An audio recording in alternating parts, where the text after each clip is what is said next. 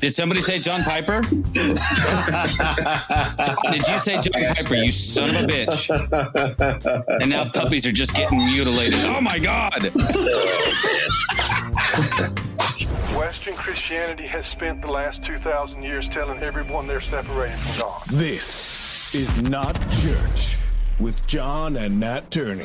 Well, hello, everybody, and welcome back to the podcast, the This Is Not Church podcast. This is John Turney, half of your hosting crew. Let's go with that. My brother, Nat, is running a little late, so we have a moment where we can kind of make fun of him, and he can't defend himself. So I'm trying to think of something to tell you guys all about him, but I got a good one. Here's a good one. Let's start off with this real quick. My brother started going bald and when he was a teenager. And I thought it would be really, really funny to get all the Hair Club for Men and all those different brochures and make sure they all got mailed to him, because I thought that would be funny.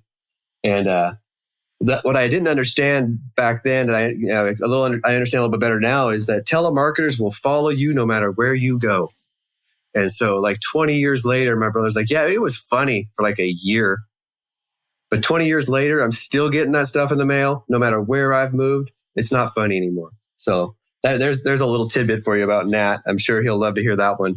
But we are so honored to have with us today a good friend of ours, Todd Vick. And I'm going to read you his bio, and then we're just going to jump right into some conversation. Todd is a husband, father, grandfather, best-selling author, award-winning writer, podcaster, and conference speaker. His first book, The Renewing of Your Mind, debuted as #1 new release and #1 bestseller on Amazon. His next book, The Reconstruction of Your Mind, is available now. His podcast, The Reconstruction Rebel, is available wherever you stream your podcast. For 30 years, Todd was a pastor in the Southern Baptist denomination. He left local church ministry in 2016 after a nervous breakdown fueled by severe anxiety, depression, addiction, and a crisis of belief, which led to intense spiritual deconstruction for 3 years. During this time, he became fascinated with the role of the human brain in creating a belief system. So welcome, Todd, to the podcast. How are you today? Doing well. So glad to be here, finally. We've been trying to do this for a while now, and my fault that we haven't been able to, but just very glad that we can finally sit down and do this. Yeah, I haven't done any podcasting lately since you guys started. Well, we're keeping busy, right? Hopefully you're keeping busy doing other things as well. So like I said, Nat's running a little late. He'll be here in a few minutes. And so at some point, you guys will just hear Nat jump in. But, I think a really good place to start, talking about how you're a former pastor. Let's just start with your faith background and just give us a little bit of that so we can so our listeners just have a basis to understand who you are and where you've come from. Well, I am originally from Wisconsin, so if I talk funny, that's why.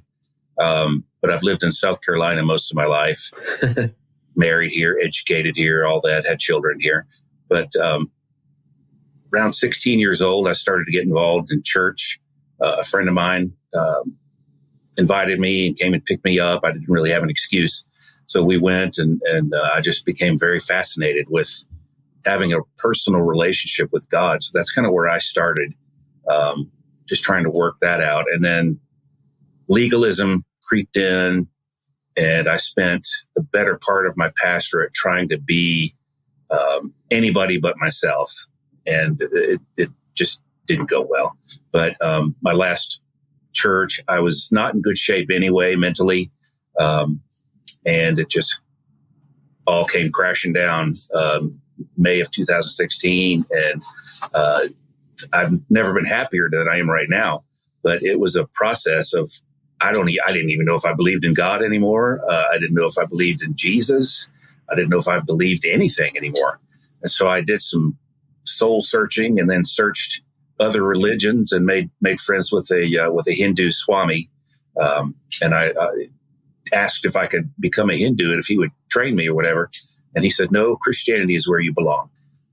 So I thought that was pretty weird. It's not going to help his evangelism numbers doing that, but he was really kind, and I learned a lot just by talking to him. Since the deconstruction started, I've written 2 books, have a blog on Patheos. I haven't done much with that lately. I don't know. Do you ever get writer's block? I've been having kind of a block lately. Oh, yeah. But I recently started going back to school, trying to finish my master's degree. And that's been keeping me busy lately. So when you talk about your deconstruction or your crisis of faith or whatever you want to call it, what was the starting point of that for you? What was the first linchpin that you kind of fell away that started you down that rabbit hole? Basically, local church ministry. I had such a high belief that God could do anything. That's how I have always approached God. God, you can do anything. You can even jumpstart this dying church. And he didn't. And it just got worse and worse and worse. And the people got meaner and meaner and meaner. And it's like my heart just wasn't in it anymore. It's like, I can't do this anymore. I'm not helping these people at all. And they're not good for me. We were all kind of toxic together, but left on fairly good terms, and just kind of started pursuing secular work and focusing on listening to webinars and things like that, just trying to learn as much as I could. And that's kind of where it all started with the deconstruction, just kind of tearing it all down first. And then I looked at Hindu, I looked at all kinds of different things. But yeah, I couldn't get rid of Jesus. I had to come back and do that. So he's all I got left from all of that. So at what part in the process did you decide that you wanted to write the book? The first of the two books? It started while I was still pastoring. I started doing a Bible study on Romans 12, 1 and 2, and decided that to make it more interesting, I would look up some of the science behind the brain stuff and how the mind works and bring that to the Wednesday night group. They weren't really interested in any of that material, but I became fascinated with it. And so I wrote The Renewing of Your Mind, just kind of based on the whole journey to get through that. And that's the first chapter of the book. A Bible study gone awry is how it started. But I'm glad it turned out well, and people have seemed to enjoy it. Within that, I mean, The Renewing of Your Mind. So can you just give us just for our listeners, can you give just kind of a brief overview of what you were trying to get to in that thought process of that book? Because it does look at deconstruction from a little bit different way than some people or maybe you're used to. So could you just give us like a 1,000-foot view of the book? I don't want you to give away too much because I want people to buy the book, but just so we understand where the book was coming from. It began just telling my story a little bit. And the impetus for the book was I just really thought it might help somebody. And the way it was working for me was, for years and years, I would counsel people as a pastor, and I would just say, pray more, read your Bible more, go to revival, attend more services. And none of that crap worked. And it wasn't working for me either. And so I came up with the questions, asking modern questions to all these ancient answers, and just to see if we could find any information that would actually help people today grow in their Christian faith and feel better about where they're at and feel better about God's love for them and his grace towards them. Because most people have a really hard time in their spiritual life. And I was one of those people for a long time. No matter what you did, God was pissed off at you and just waiting for you to mess up again so he could strike you down. And so many people feel that way. And their faith is all about asking God for miracles when the time comes. And then the miracle doesn't happen. And they're scratching their head. I thought God loved me. I thought that, I thought this was supposed to be a good thing. It's turned out to be a terrible thing. But so the renewing of your mind is like, let's change our mindset about this and find some new information. We looked in science, we looked in the Bible and some personal anecdotes, and kind of put it all together. And that became the book.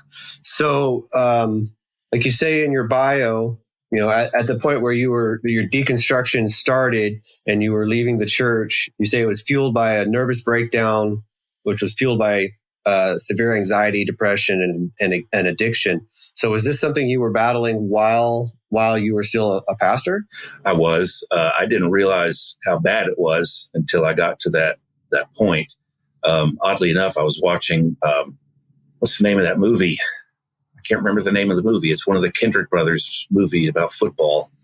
But I was watching that, and towards the end, something was said, and it just I was, next thing I know, I was on the floor crying, weeping, and just, I couldn't stop. And so I went to the hospital and got checked out and got some new medication and some sleep.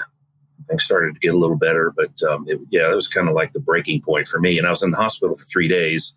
And on the third day when I came home, which was a Sunday, got a call from a deacon, and he was calling to check on me. And I thought, well, this is really nice.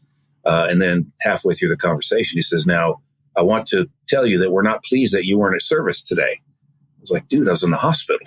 Wow. You knew I was going to be in the hospital. I mean, but anyway, that was just kind of that was the end for me. It's like, I can't do this anymore. I can't please anybody. I can't even please myself, take care of myself right now. I'm no good as a pastor to these people. So decided to leave. And it was a mutual decision. And I'm glad we did it. I'm glad I left because, like I said earlier, I'm happier today than I've been in a long, long, long time. And the depression I don't hardly notice it anymore.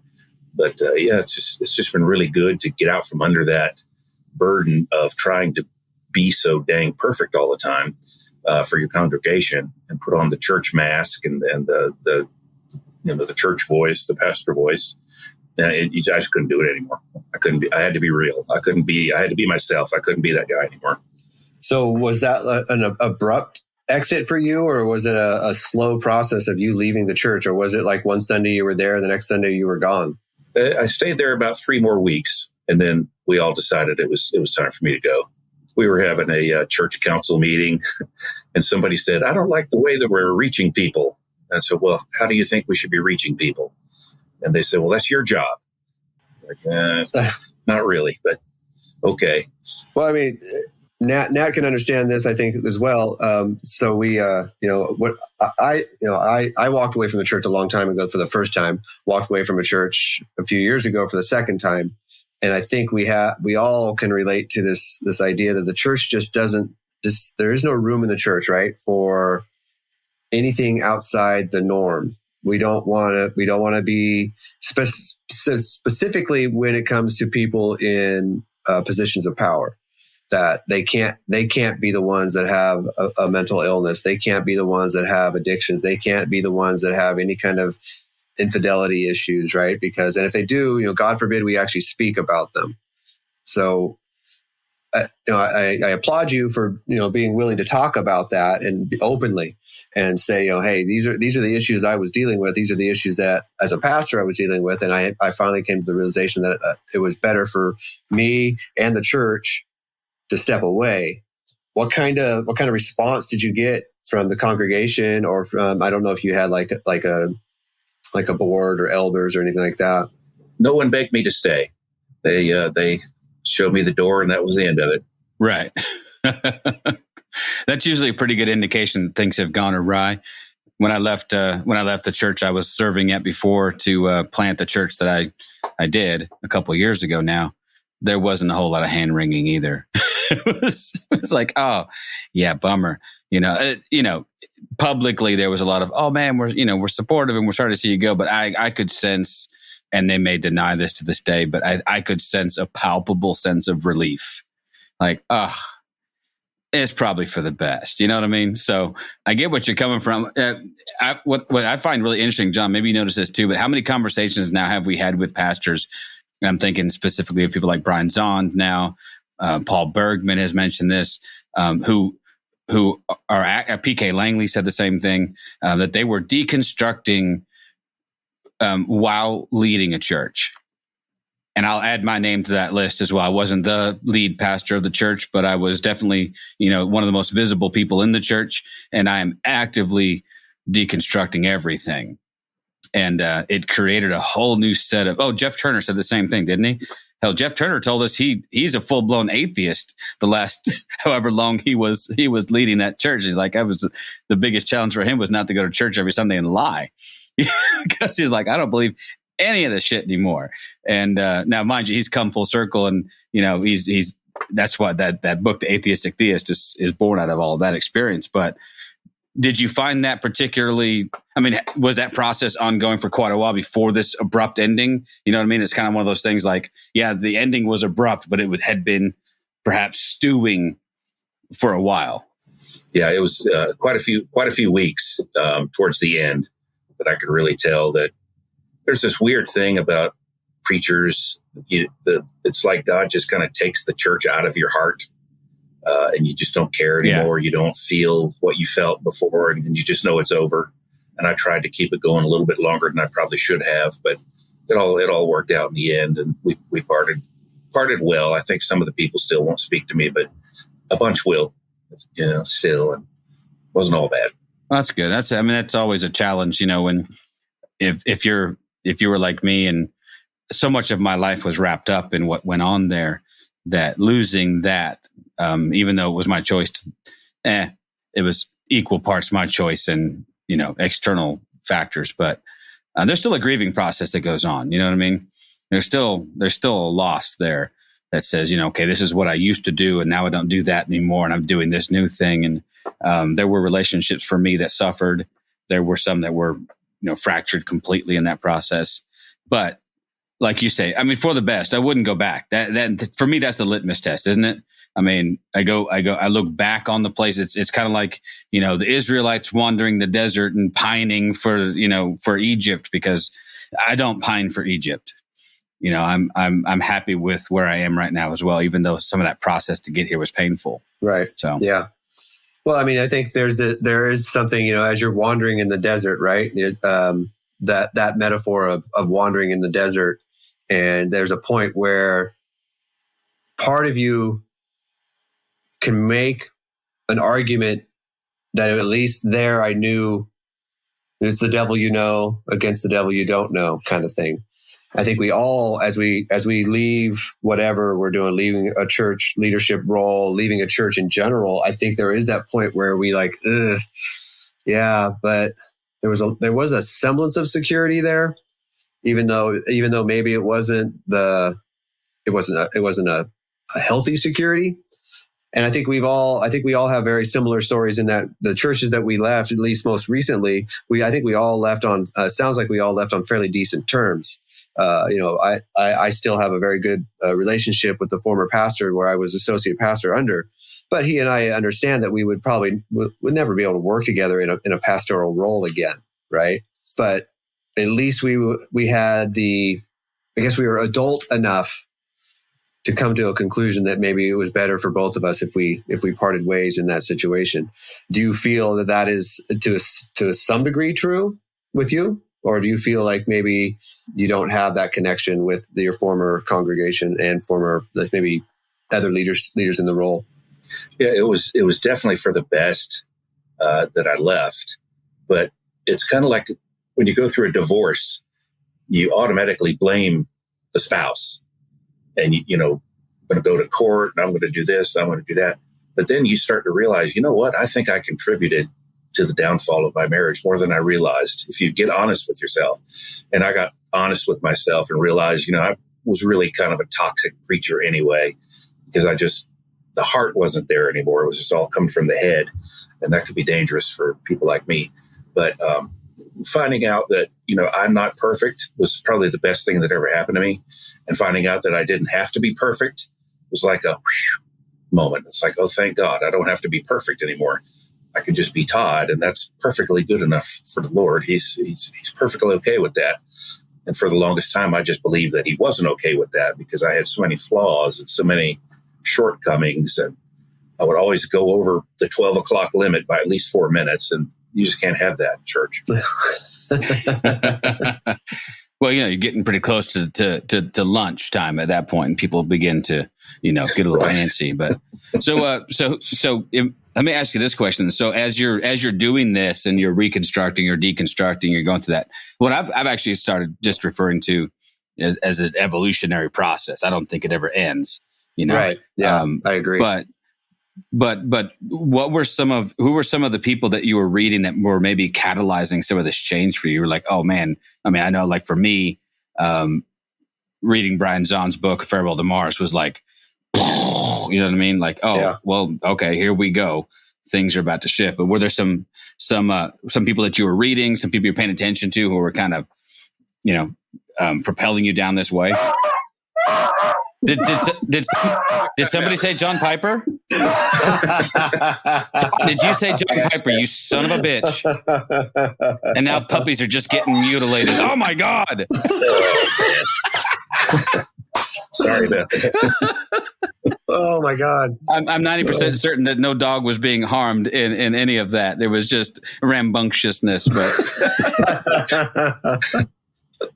oh my goodness gracious. So yeah, I just was curious who some of your, I guess, generically, who were some of your influences? Some people that kind of went, maybe started to crack this thing open a little bit and, maybe let some of the light in or darkness out. I'm not sure how you look at it, but I'm just curious who you were looking to or reading. Yeah, Rachel Held Evans was a big help to me starting out. Her book Faith Unraveled, and then the book Searching for Sunday. They both just had a really profound impact on me, because when I left the ministry, I pretty much hated church. I didn't ever want to go back. I was going to find another way to minister, like writing books or something like that. But her book Searching for Sunday just kind of helped me relax that feeling a little bit and learn to love the church again. We still don't belong to one, but I wouldn't be opposed to finding a community somewhere. It would have to be like your church, but I don't know if we could find one like that here in South Carolina. But Rachel Held Evans, Keith Giles was a big influence on me. I actually reached out to him and he called me right back, and we just had the best conversations. He introduced me to Carl Forehand and Jason Elam and some guys like that. And, amazing group of people there at the beginning. Great books, great people, just what I needed. Yeah, it was really cool. What I noticed was my reading list grew exponentially, because all those guys do a really good job of citing their sources. And so, I'm tripping through a Brian Zahn book, or I'm tripping whatever. Next thing I know, I'm Baxter Kruger and, whatever. I go down the list, and Brad Jersak, I find him, and he just, still blow my hair back. Well, what's left of it. And, so it was cool. I mean, it was I don't know if you find this too. I live in a small West Texas town, right? So, I can count the number of so-called progressive churches, and I hate that term because I don't like labels, but for lack of a better term, churches like mine that are a little bit more whatever. Anyway, I can count on one hand how many of those exist. We are in the buckle of the Bible Belt. It's, conservative, evangelical, everywhere you go. And all of a sudden I noticed that a couple pastor friends of mine were quoting and citing and, posting stuff up on Facebook from people that I knew. And I got a little bit excited. You know what I mean? It's like, ooh, this guy just put up a meme quoting Keith Giles. So I'm texting him back and forth, and I'm like, man, Keith? And I'm like, yeah. So anyway, there's a little bit of like, okay, there's a shred of my tribe in this town somewhere. And we're actually bringing Keith out to San Angelo in November. And they're going to, the two of those churches are going to join us for just a Sunday morning and evening conference with him. But I don't know. It is sometimes a little bit. I know.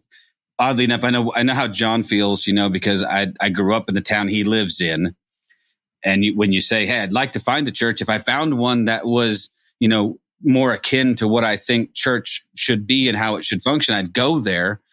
I don't have any issue with church as a concept, but in its execution, it's just been horrifying more often than not. And I know where John lives, and I don't know where I'd go to church in that town. So, I'm not gonna candy coat my issue with church. I have a pretty big issue with church in general. I don't think I've been quiet about that.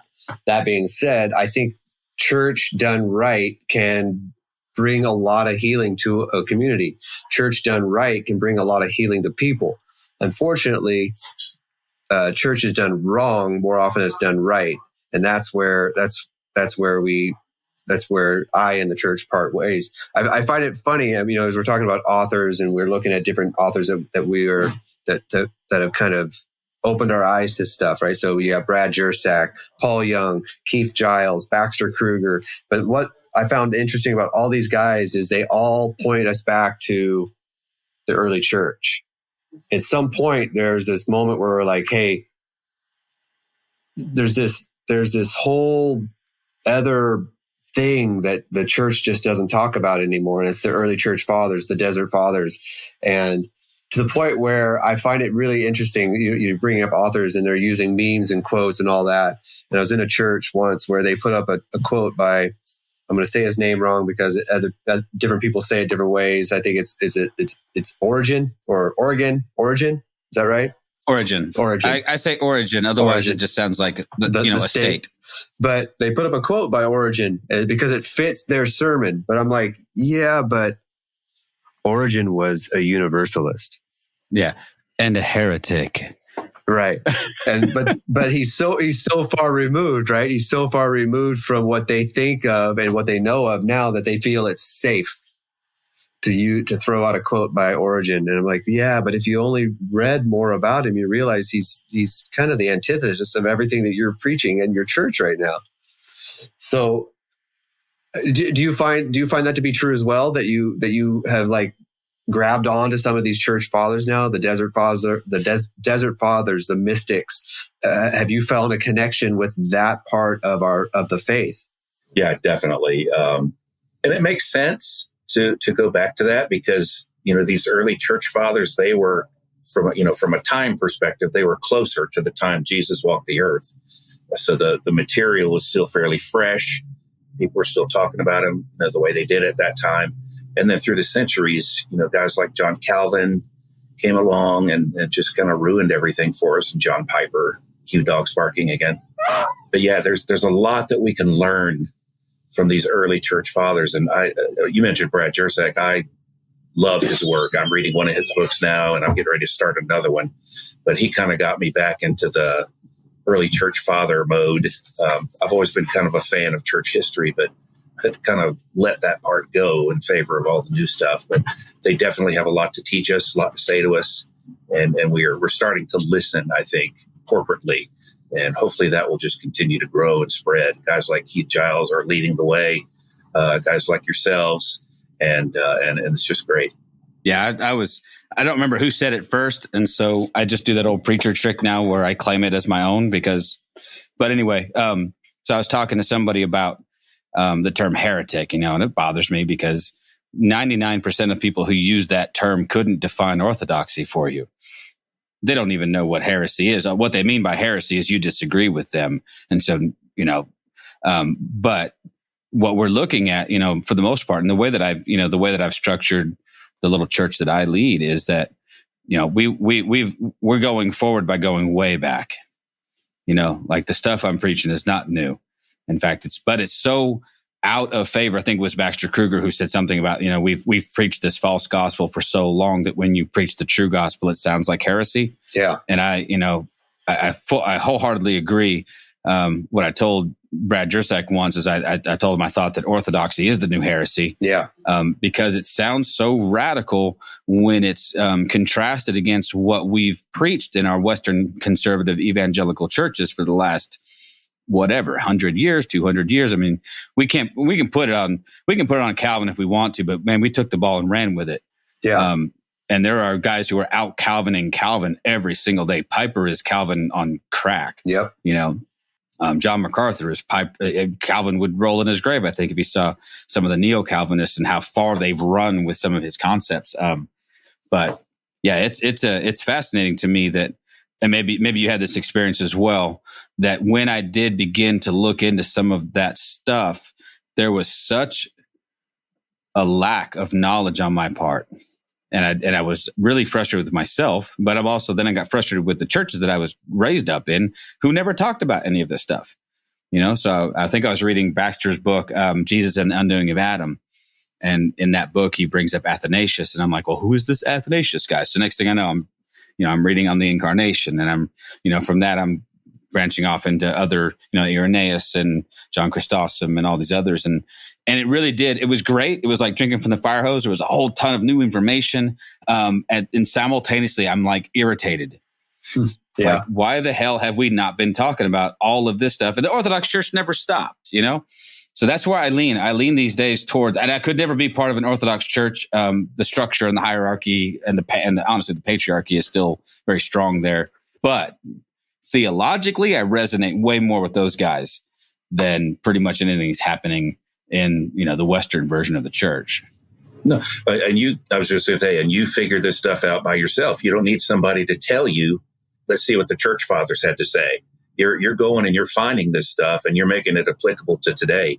And most people don't realize that they can do that too. They can think this stuff through and talk about it and find groups and whatever, build a tribe around it. But it's got to be taught and it's got to be revived for today's church. Yeah, no, I think I think it's especially relevant. I do see pockets of that springing up. I do take some measure of comfort when I visited Brian Zahn's church. Gosh, I guess it's been about 4 years ago now when I went to a conference in Kansas City, and it was neat. It was a neat blend of contemporary church service with a lot of other Orthodox elements, and so there was bits of liturgy in there. If you ever visit Word of Life, it's an interesting. It's a little bit disorienting in some ways because it is for all intents and purposes, it's still the megachurch he planted 40 years ago. I mean, it's a huge, huge building, with a coffee shop and a bookstore and all the sort of the trappings of an evangelical church. But upstairs, he's built a prayer room that he calls the upper room. And then his church service is sprinkled with, the kinds of things that you might find in a more liturgical church service. And so I kind of modeled my church service after that. We recite the creeds and we do bits of liturgy and we celebrate the Eucharist every week and all those things that were like, so when I was just a young pup coming up, I'm like, that's so hella Catholic. Like who can do communion every week? Gosh, man, once a month is too much. And so I do see, like I said, I see pockets of that stuff springing up. I do feel, and I know it's easy to kind of deride, the current obsession with deconstruction as just a new fad. I don't think that's the case. You know what I mean? I do think what it is a bit of the zeitgeist. This is the groundswell undercurrent. Phyllis Tickle years and years ago in one of her books mentioned that the church goes through a massive reformation about every 500 years. And by my clock, we're ready. And I don't know if this is that, or if it's just, maybe the tremors before the big earthquake, but I do sense that undercurrent of dissatisfaction with the status quo. Doesn't mean that there's a ton of people. I mean, there's still plenty of people who are happy to go, throw their money at Joel Osteen and buy his stupid books and, buy Kenneth Hagin's Blood Moon books and, line their pockets. But there's more out there though than I think we're aware of. Well, and I feel that, as we connect with other churches and connect with other people, and the internet has really been, for all the people out there saying how technology is not good, it's going to hurt us. The technology has given us the ability to read some of these people that I don't know if we'd ever have read. I don't know if I'd read anything by Bonhoeffer or Henry Nouwen or Crossan or Thomas Merton, just because, I pre-internet, the only place I could find anything would be in my local Christian bookstore. And I'm not sure my local Christian bookstore would sell anything by any of those people. You have a local Christian bookstore? No, we did, but I'm just saying, if that was what I had to rely on, I think that went the way of the dodo, man. And I'm not sure that's a bad thing. No, but where am I supposed to get my little tchotchkes and my, True. my gold plated crosses? True. True. That's a little. But did you ever, and I have to say that I wasn't really looking, so I can't say for sure. But I know that in the little bookstore, so we had it was a chain Bible bookstore here, and I tell you what, it was the usual suspects. You know what I mean?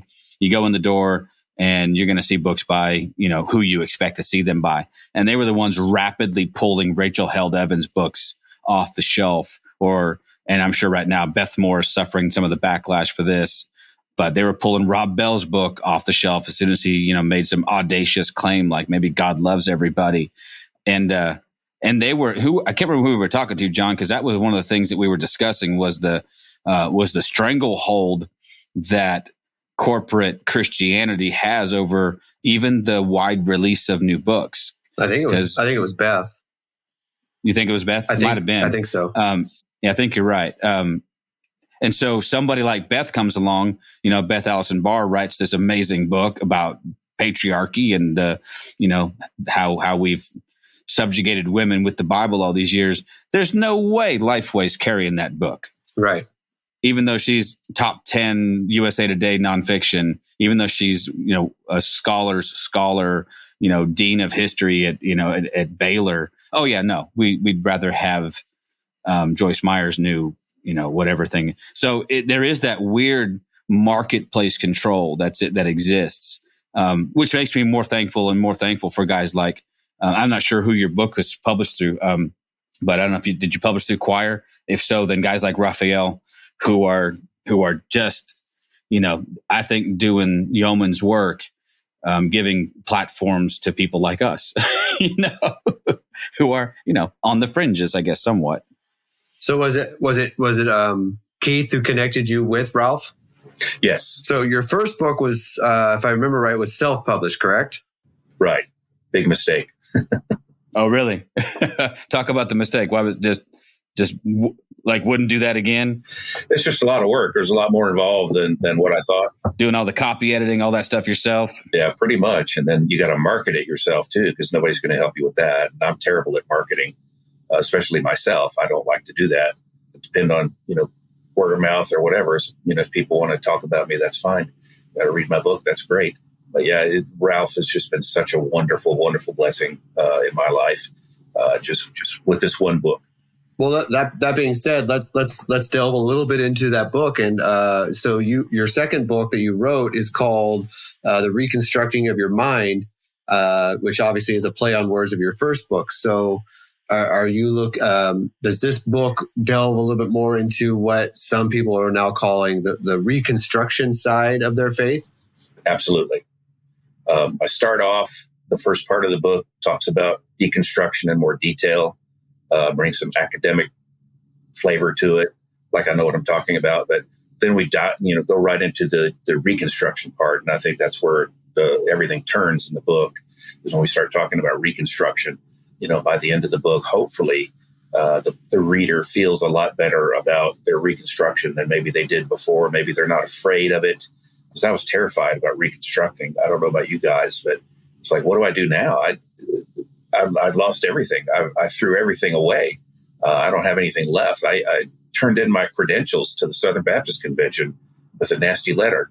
So, just trying to figure all that out is kind of what prompted the book. How do I get from A to B, deconstruction, to at least somewhat of a reconstruction in my spiritual life? And my heart is really just to help people who are struggling like me. I'm not anybody, just a guy that struggles, and I write about it. And, hopefully people will buy the book and read it. But if not, there are other great books out there that I could highly recommend. But, that's just what we need. We need somebody to come alongside of us and say, it's okay what you're going through. It sucks. Deconstruction is like divorce. It's lonely. It's miserable. It's frightening. And then when you get into reconstruction, there's a little bit of a hesitancy. It's like, what am I going to reconstruct into? Is it going to be biblical? Is it going to be what God wants? And then once you get past that, and you start to realize that Jesus is all that matters. He is all that matters in this. And if you will just cling to him and his teachings and his ways, reconstruction becomes a lot better, in my opinion. Yeah. And I can see that. I can see that hesitancy. I like that comparison to a divorce, because how many people do you know who go through a divorce and then don't trust the institution of marriage anymore? Like, you know what? I don't distrust love. I don't distrust the fact that I might meet somebody that I connect with again. But man, that institution, that kind of just wrecked it for me, And so I know, obviously people remarry and remarry, sometimes way too many times. But I have met more than my fair share of folks who were like, man, I got divorced. I'm not doing that again. And I feel that hesitancy with deconstruction in some sense. And especially when it comes to whether or not you're going to attend a local church. You know what I mean? Like I have met very few people, I would say almost none, who at the end of their deconstruction are like, you know what, to hell with Jesus. That's almost never the case. I always get some sort of sentiment like, no, me and Jesus are cool. Like I'm fine with that. But man, the institution of church I don't think it's for me. And I get that, man. I get that. I resonate with that on some level as well. But I do think that guys like you can potentially help reframe that conversation about because I think the problem with church begins to be a problem of expectation. And I had a local friend here, put something on Facebook the other day talking about how, just pretty much ranting about the church. And what occurred to me was his issue was the expectation that we've placed on church to perform certain things for us. And we've advocated a lot of our responsibilities to pastors and preachers and people we've given authority to. And then we get dissatisfied with the results of that. So any kind of reconstruction for me has got to begin with, okay, let's look at a more healthy view of what I even expect from church. What do I even expect from this guy that maybe stands in a pulpit and teaches? I'm not giving him any more authority than he's due. You know what I mean? And for too many years of my life, I took the words from the person standing behind the pulpit as well. They were the authority figure. They were the ones who study this stuff. They know. And it turns out most often they don't actually. Some of them are just as lost and messed up and broken. If they'd be honest about it, I wouldn't have a problem with it. But they're too busy trying to keep up the charade of still being the experts on the subject. So when you begin to talk about Reconstruction, are you talking about that framework as well? Not just from a faith perspective, but even from like the structures that surround it. Right. Yeah. I mean, getting back into church was the least of my concerns through Reconstruction. I mean, I knew maybe it would happen, but you can get fellowship and friendship at an AA meeting as much as you can, maybe even more so. At church. And I've sat in bars where people are a heck of a lot nicer than they are in most churches that I've been a part of. So you can find a tribe. It's just, you just gotta wait, find the right one. Don't rush. My tribe right now is you guys, Keith, a few other people, and you guys put out some great stuff on social media, by the way. It greatly ministers to me. And I wanted to say, I appreciate that, what you guys are doing. I've even stopped podcasting because of y'all. I cut it out. There we go, John. Way to go. Another one bites the dust. Yeah, there we go. No, I had to put it aside for a bit for school, but I'll echo what John said about social media. What John said about social media is so interesting because, Facebook can be a shit show, man. It can absolutely be it can be really, really damaging, but I have in-person for real friendships that I have developed through Facebook, that many of us have traveled sometimes hundreds, if not thousands of miles to see each other and to meet. I've drove to freaking Michigan, last year before to go meet David Markham and Dominic Mose and, a few other people that if I didn't mention you, I'm sorry. But, went to that conference in Kansas City, partly because Brian and Brad were going to be there, but also because I knew Michelle Collins would be there, because I knew James Ramph would be. So I started going through these names of people that I'm like, oh, I know these people only in this cyber world, and we're going to meet face to face. And let me tell you, it was incredible. So I'm super thankful for the connectivity that's available. So I'm with you, man. You got to, when John, I'll tell you this quick story. When John, and he's told us parts of this story a bit over the last few months, but John was out of church forever and ever and ever, had a freak accident and broke his leg pretty severely, which made him prime.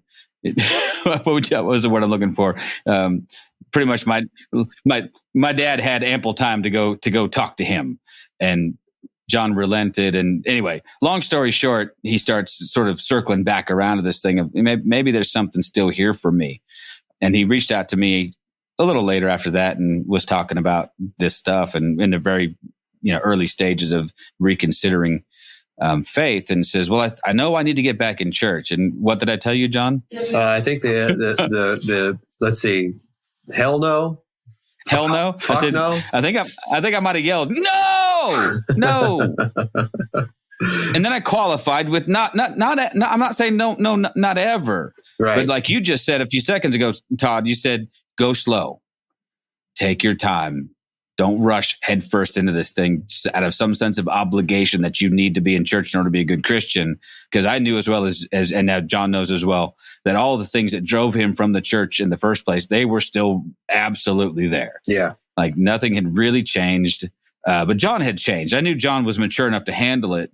But I was protective of that fragile faith. I didn't want him to get soul crushed again by some other, machine that was going to go back to telling what a piece of crap he was.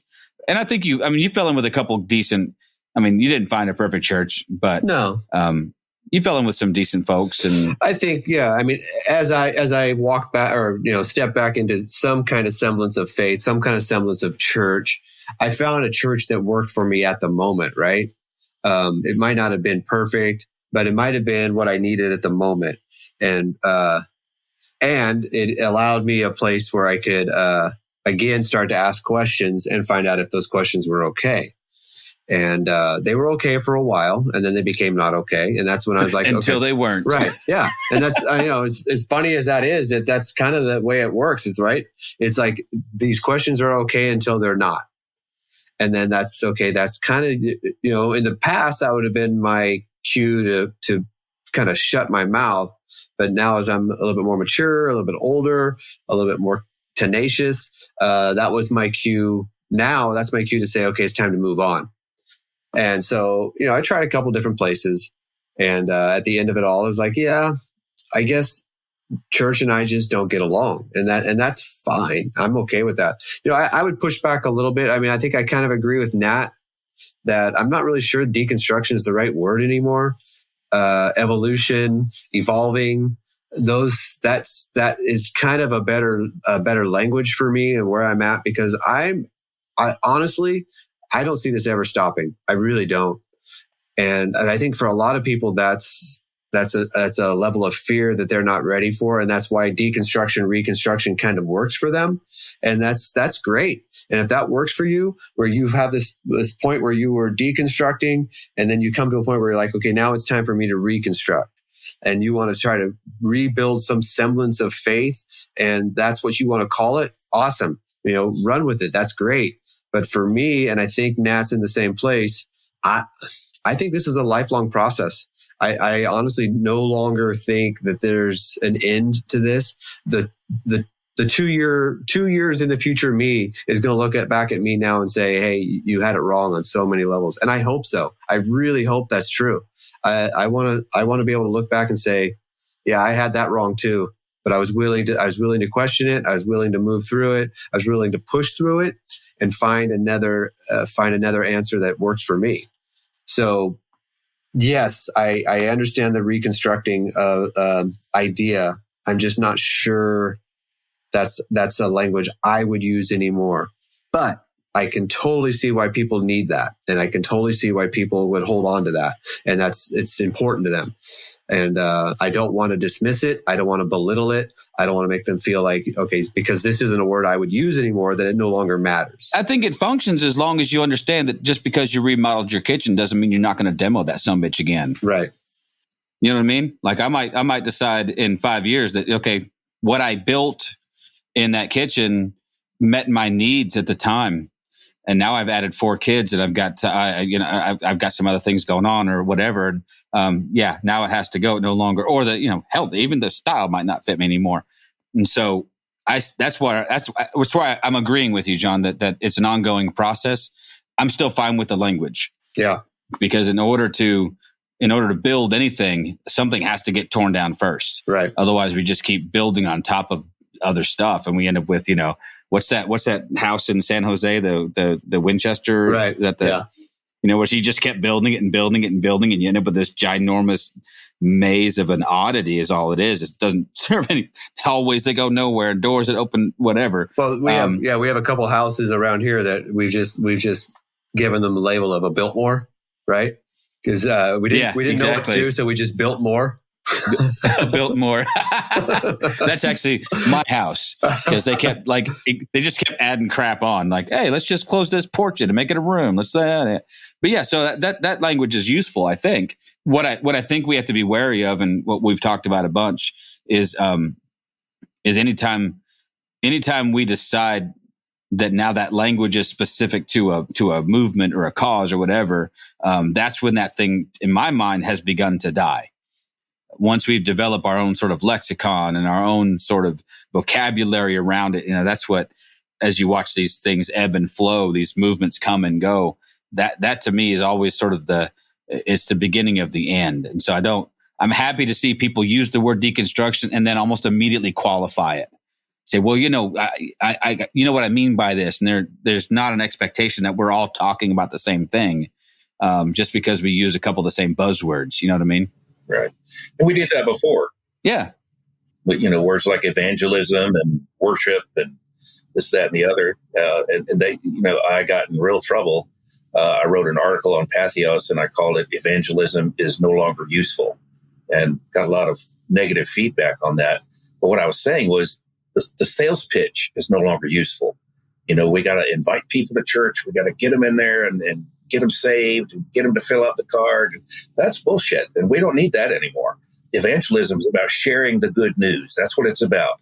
It's not about, puffing your numbers up and speaking at the convention sermon and all this other stuff. It's about sharing Jesus in the world. And right. If possible, use words. I think somebody said that. But it's very important to get away from those words and recognize that even in this new movement, this new thing that we're doing, already some of it's getting stale, like deconstruction, reconstruction. I like the word evolution better because we are evolving. We are emerging. I really like that one. It's kind of gone bye-bye. I hope it comes back like Levi's. But yeah, whatever happened to the emerging church, man? Yeah, where'd that go? But yeah, I just think we need to recognize things like that. And I appreciate you all saying that because it's very true. We tend to like what we're doing. We like our words. We like the way we do things. And we can even be guilty of that in deconstruction, reconstruction. It doesn't have to go a certain way.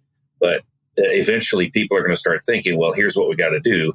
And my book is in no way telling you how to reconstruct. That is not what it does at all. It's just, I was actually reconstructing while I wrote the book. And so a lot of it is just kind of like where I was at different times in each chapter and looking back over my life and this and that and the other. But there's no formula for it. If there is ever a formula for reconstruction, it's over. It's done. The next thing's got to come. Yeah. What's David Hayward, otherwise known as the Naked Pastor, put a cartoon out, and I don't know how old it is, but he just put it on Facebook the other day, and it was a guy, and he was holding. It says it's the map. Your map for reconstruction, and the thing was blank. Yeah, and actually, I'm actually in talks with him right now. He's actually going to do illustrations for my book, and so I'm really tempted to put that one in there somewhere because my introduction to the whole thing is this is not a how-to.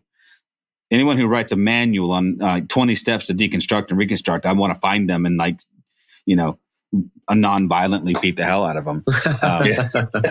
Yeah, I have to qualify that, but I'm not actually going to harm anybody. Okay. But I might, but seriously, I mean, once we start adding, once we start marketing this thing to that degree, and offering up our, hey, here's your pathway to reconstruction. Well, that's silly. Everyone's pathway is going to look different because we all have things that will serve us for a time. There's things I no longer believe anymore and movements I'm no longer a part of anymore, that I still recognize that in the moment they were necessary. The hyper grace movement for whatever its foibles and failings was a necessary step out of conservative evangelicalism. It had to happen.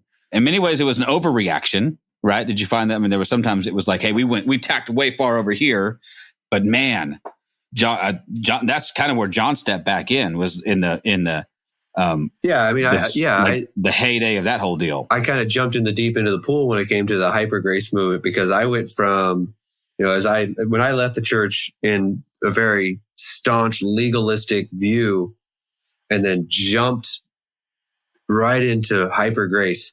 And so there was a learning curve to that I just was, I don't know if I was prepared for, but it was quickly.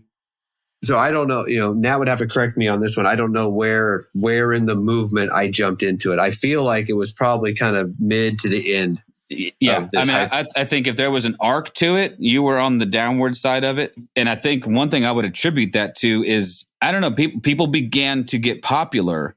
And as those, so if you start thinking about the Joseph Princes of the world and the Andrew Womack's and these guys who are now building large platforms and selling, lots and lots of books, and now they have an institution of their own to protect. Right.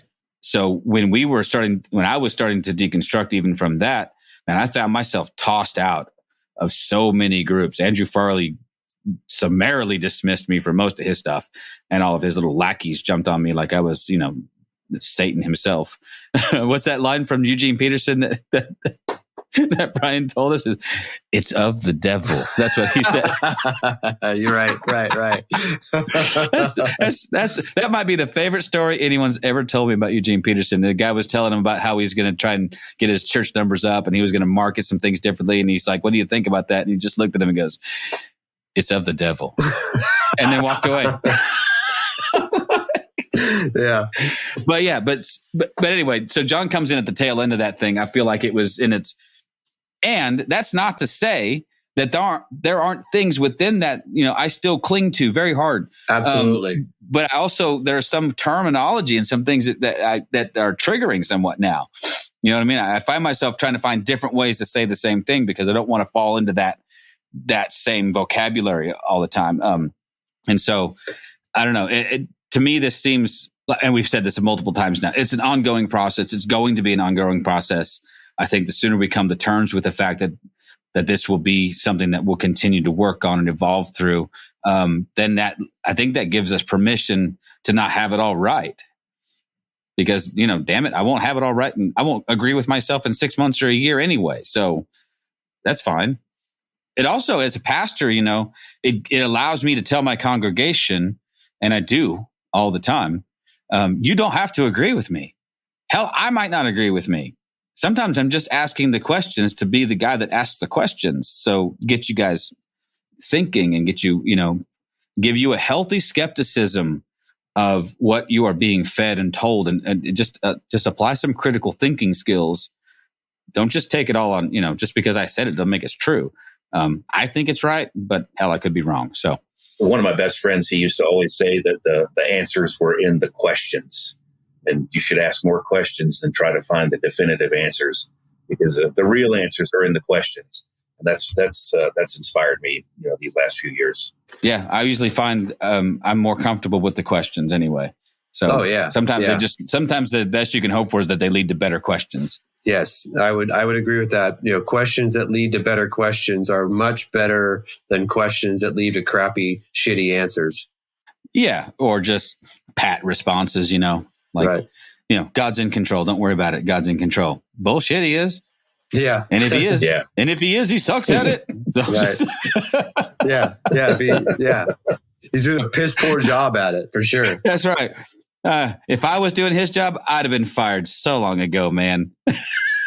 All right. That's a good heretical note to end on, John. There you go. Yeah. God will let you down. Yes. Let's put that on a bumper. That's your bumper sticker for the week. God will let you down. He will. Oh, man. It's been good, Todd, man. I appreciate it, bud. I know it took us a while to get it together, but I'm glad we finally connected. Yeah, thank you guys. It's been great. Yeah, absolutely. So as we wind down here, I just want to make sure everyone knows we will add links to your Amazon page for your books, links to your social media connections, and all things that will connect to Todd Vick. So just know that we appreciate you. We are so glad that you're one of the voices for choir, one of the voices that we are happy to be alongside as we venture through this thing that we call, what are we calling it now? Evolution? Yeah, works for me. Yeah, I really was glad to be on here with you guys. I really love you guys, and you just really inspire me. Oh, thank you, man. Likewise, bud. Appreciate it. Thank you. Thank you for listening to This Is Not Church. Be sure to rate and review the podcast on your platform of choice. If you would like to partner with us, visit patreon.com/thisisnotchurch, where you will receive exclusive content such as early access to episodes, videos of upcoming episodes, and live Q&A sessions. Be sure to check out our Facebook group or follow us on Twitter and Instagram. All the links are in the show notes. We'll be back soon with another episode.